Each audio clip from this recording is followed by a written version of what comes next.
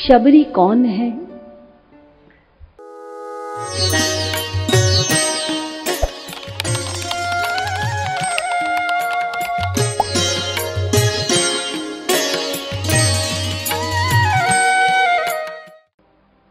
ये शबरी जो थी पूर्व काल में राजा की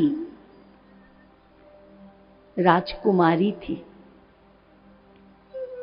किसी देश के राजा की राजकुमारी थी, बड़ी रूपवती। इतनी रूपवती थी और ऊंचे कुल में पैदा हुई थी, इसलिए उसे पर्दे में रखा जाता था। लेकिन इस रूपवती कन्या के भीतर संतों की सेवा, साधुओं की सेवा का बड़ा चाह था। बड़ी व्याकुल हो जाती थी, बेचैन हो जाती थी जब वो संतों को देखती थी और उसकी इच्छा होती थी कि मैं अपने हाथों से इनकी सेवा करूं। परंतु मर्यादा, राजकुमारी है, फिर पर्दे में रखा जा रहा है, तो वंचित रहती थी। एक दिन ऐसा सुअवसर आया कि प्रयाग में सब स्नान करने जा रहे थे, तो राजकुमारी ने सोचा ये अवसर अच्छा है, वहां संतों का दर्शन प्राप्त होगा और वहीं मैं संतों की सेवा भी कर पाऊंगी। तो बड़ी खुशी मन से वे प्रयाग सब अपने राजसीय ठाठ बाट में ही उसको जाना पड़ा, और भी लोग सब संग में थे। वो प्रयाग पहुंची, अब देख रही है सब साधुओं को, संतों को प्रयाग में, और व्याकुल हो रही है और मौका खोजती है कि मैं इनकी सेवा कैसे करूं। लेकिन वो सेवा क्या करेगी, स्नान तक पर्दे में कराया गया। उसे इतना कष्ट हुआ कि समीप भी जाने नहीं दिया गया, और स्नान भी हो रहा है तो पर्दे में ही, कि कोई हमारी इस रूपवती राजकुमारी को देख ना ले। तो उसे बड़ा दुख हुआ कि क्या है मेरा ये जन्म, और क्या ये रूप, हाड़ मांस का शरीर, ये गोरी चमड़ी, जो ये रूप यहीं का यहीं रह जाएगा, मिट्टी में मिल जाएगा, और मुझे साधु सेवा से भी वंचित किया जा रहा है। इसका कारण केवल ये रूप है ना, और ये कुल है। तो त्रिवेणी का जल लेकर उस रूपवती कन्या ने वरदान मांगा त्रिवेणी से कि मैं साधु संग, साधु सेवा से वंचित हो रही हूं, इसीलिए ऐसे रूप का क्या करना, मुझे कुरूप बना दीजिए, और मुझे ऐसा ऊंचा कुल नहीं चाहिए जो साधु संग और सेवा में बाधा बने, इसलिए मुझे नीच कुल में जन्म दीजिए, लेकिन मुझे साधु सेवा चाहिए, साधु संग चाहिए। और वही कन्या अगले जन्म में नीच कुल ही नहीं, कुरूप पैदा हुई, एक शबर के घर। पिताजी ने जब वो युवती हुई तो सोचा कि अब विवाह का समय आ गया है, इसका विवाह करना चाहिए। अब उसने देखा कि विवाह की तैयारियां हो रही हैं, और उस विवाह में क्या किया जा रहा है, तमाम पशुओं को इकट्ठा करके बांध दिया गया कि इसका मांस खिलाया जाएगा बारातियों को, और मटके भर भर के मदिरा रखे गए कि शराब पिलाई जाएगी। ये इस युवती से, शबर युवती से देखा नहीं गया और वो भाग गई अपने घर से और चली गई वन में। कोई खोज नहीं पाया। अब वैसे ही जंगल में और फिर शबर कुल में पैदा होने वाली बड़ी बहादुर,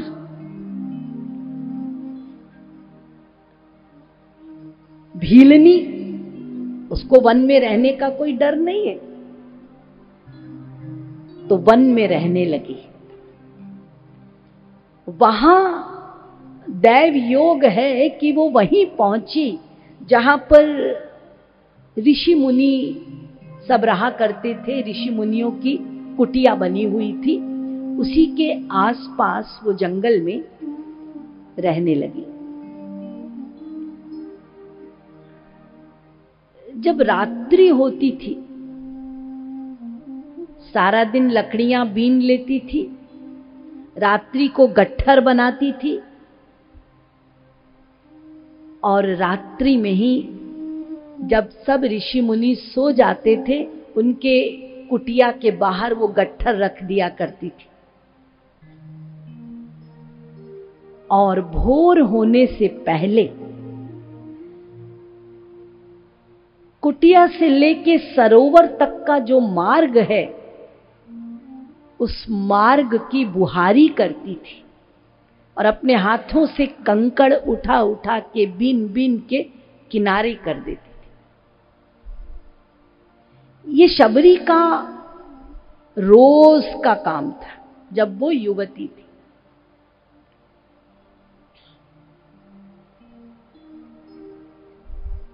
अब सारी ऋषि मुनि वे सब आश्चर्य करें कि भाई आखिर कौन है जो चोरी चोरी सेवा करता है, लकड़ियां रख देता है, स्नान करने जाओ तो मार्ग स्वच्छ है, कौन है? कुछ दिन तक तो सब कौन है करते रहे और उन ऋषियों में एक भक्ति से परिपूर्ण ऋषि थे, ऋषि मतंग। उन्होंने अपने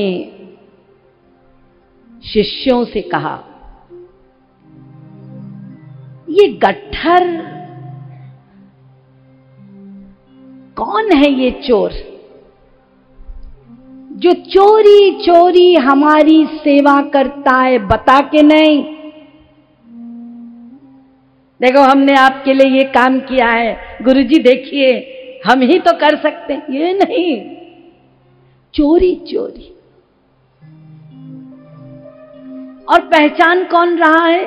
रस रंग भरे मतंग, जो भक्ति से ओतप्रोत होते हैं ना, उन्हें बताने की आवश्यकता नहीं पड़ती कि मैंने किया है। वो तुम्हारे अंदर का बाहर का सब जानते हैं। कितनी 420 कर रहे हो, कितना बात घुमा रहे हो, कितनी बनावट कर रहे हो और कितना सच में कर रहे हो।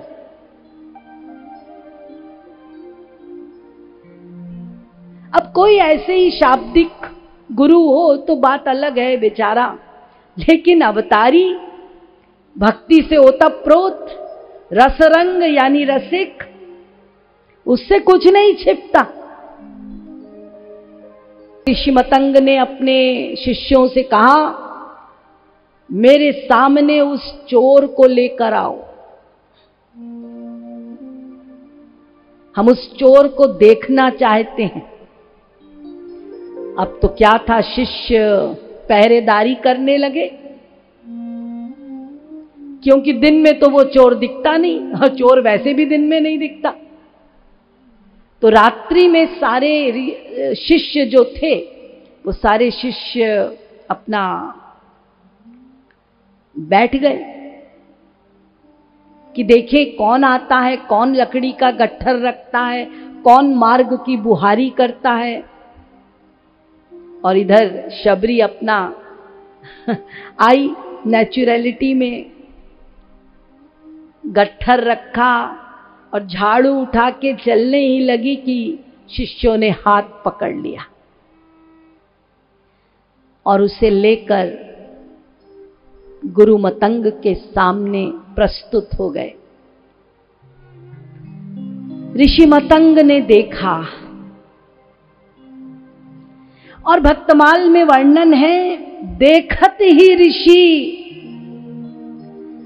जलधारा बही, देखत ही ऋषि जलधारा बही, नैनन ते बैनन सो कहो जात कहा कछु पायो है। ऋषि मतंग को ऐसा लगा जैसे कोई अलभ्य वस्तु मिल गई। बिना खोजे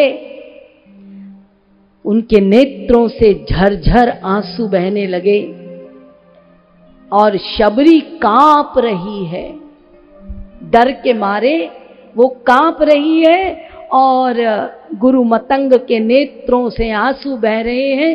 डरती डरती दौड़कर गुरु मतंग के चरणों में जाकर लिपट गई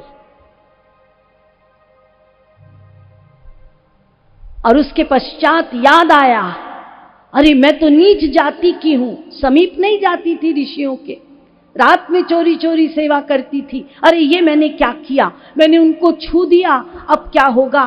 तो वापस गई और संकुचित होकर कोने में खड़ी। स्पर्श से ऋषि मतंग ने नेत्रों से देखा, उसका सकुचाना ऋषि मतंग समझ गए ये क्यों संकोच कर रही है। उन्हें सब बात समझ में आ गई और जितने शिष्य थे उनकी ओर देखकर कहा, ये कन्या, इसके ऊपर यदि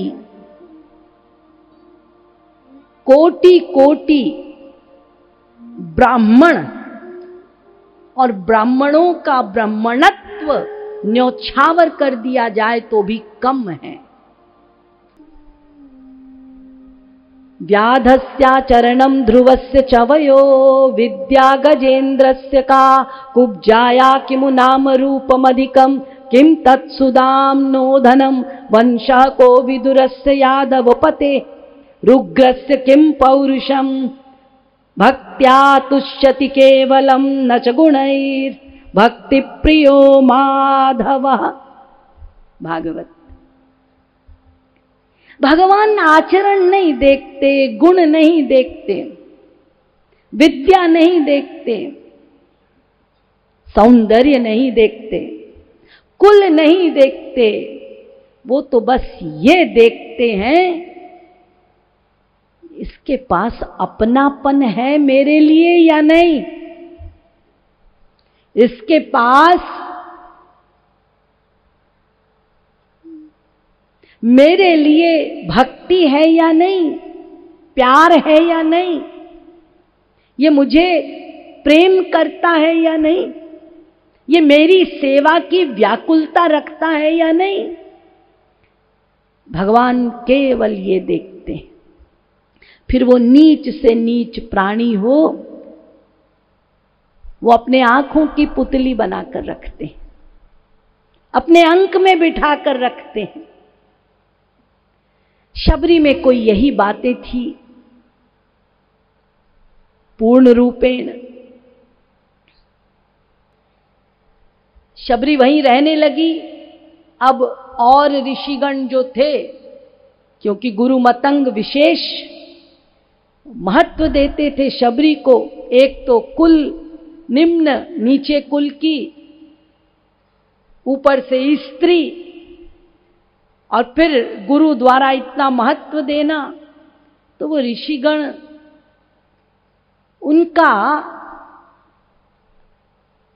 उनके मन में गलत धारणाएं अपने गुरु के लिए भी होने लग गई। लेकिन इन सब बातों का मतंग ऋषि ने ध्यान नहीं दिया और शबरी को राम नाम का उपदेश दिया, राम नाम का भजन मंत्र दिया कि कैसे तुमको इस नाम का भजन करना है, जाप करना है। वो पात्रता थी, उन्होंने दान दिया। शबरी को भजन की प्रक्रिया प्राप्त हो गई, यानी साधना कैसे करनी है वो मालूम हो गया। और कहा कि देखो, तुम निरंतर इसी नाम का जाप करती रहो, उपासना करो, भजन करो, इसी में डूबी रहो, यही मेरी आज्ञा है। और वो अन्यावृत भजनात्, नियम से भजन करने लगी। ऋषि मतंग बड़े प्रसन्न थे। समय बीतता गया और एक दिन शबरी को बुलाया गुरु ने और कहा कि देखो शबरी, अब समय आ गया है, मुझे इस धरा से जाना है, इसलिए तुम एक काम करो,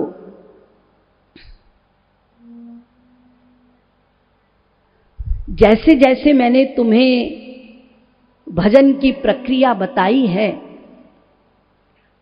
तुम उसको करते रहो, निराश नहीं होना, आशा बंधा, आशा बनी रहे, निरंतर प्रतीक्षा करती रहना, चाहे जितनी अवधि बीत जाए, क्योंकि ये मैं कह रहा हूं। तुम जिसको ढूंढ रही हो ना,